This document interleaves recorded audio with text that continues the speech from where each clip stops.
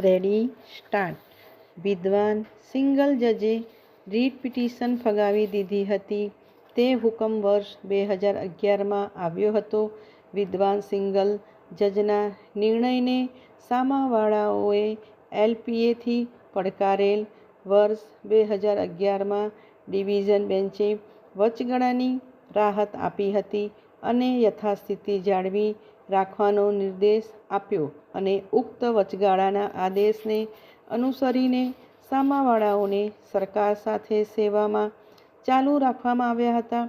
વર્ષ 2021માં જ્યારે ઉક્ત એલપીએ પર વધુ સુનાવણી હાથ ધરવામાં આવી હતી ત્યારે સામાવાળાઓ તરફથી એ રજૂઆત કરવામાં આવી હતી કે અત્યાર સુધી તેમણે 17 વર્ષ સુધી કામ કર્યું હોવાથી રાજ્યને તેમને સરકારી સેવાઓમાં સમાવી લેવાનો નિર્દેશ આપી શકાય છે અને તેમની સેવાઓને કાયમી કરી શકાય છે.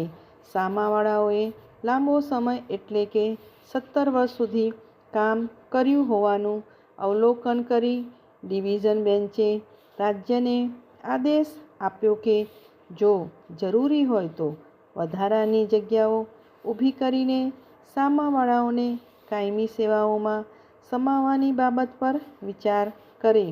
જો કે આ પ્રકારના નિર્દેશો આપતી વખતે ઉચ્ચ અદાલતે તે હકીકત ધ્યાનમાં લીધી નહોતી કે સામાવાળાઓ ઉચ્ચ અદાલતે આપેલા વચગાળાના આદેશના આધારે સેવામાં ચાલુ રહ્યા હતા.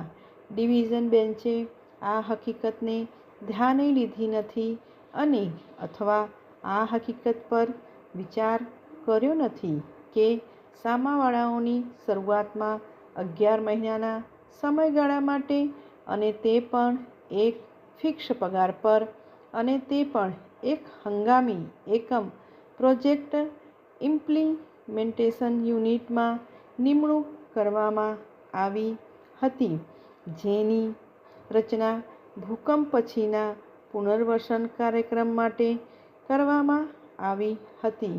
આથી જે એકમમાં સામાવાળાઓની નિમણૂક કરવામાં આવી હતી તે એકમ પોતે જ હંગામી એકમ હોય તે સ્થાયી કાયમી સંસ્થા નહોતું.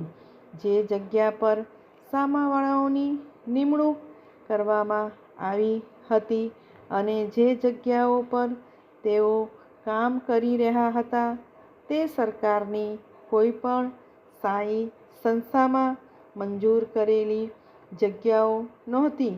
આથી જ્યારે કોઈ ખાસ પ્રોજેક્ટ માટે બનાવવામાં આવેલા કામચલાઉ એકમમાં સામાવાળાઓની નિમણૂક નિશ્ચિત સમયગાળા અને નિશ્ચિત પગાર પર કરવામાં આવી હતી ત્યારે તેમને સરકારી સેવામાં સમાવવા અને તેમની સેવાઓને નિયમિત કરવા માટે હાઈકોર્ટની ડિવિઝન બેન્ચ દ્વારા આ પ્રકારનો કોઈ નિર્દેશ આપી શકાતો નહોતો. ઉચ્ચ અદાલતે અવલોકન કર્યું છે કે સામાવાળાઓની સેવાઓને સમાવી અને અથવા નિયમિત કરતી વખતે પણ રાજ્ય સરકાર વધારાની જગ્યાઓ ઊભી કરી શકે છે.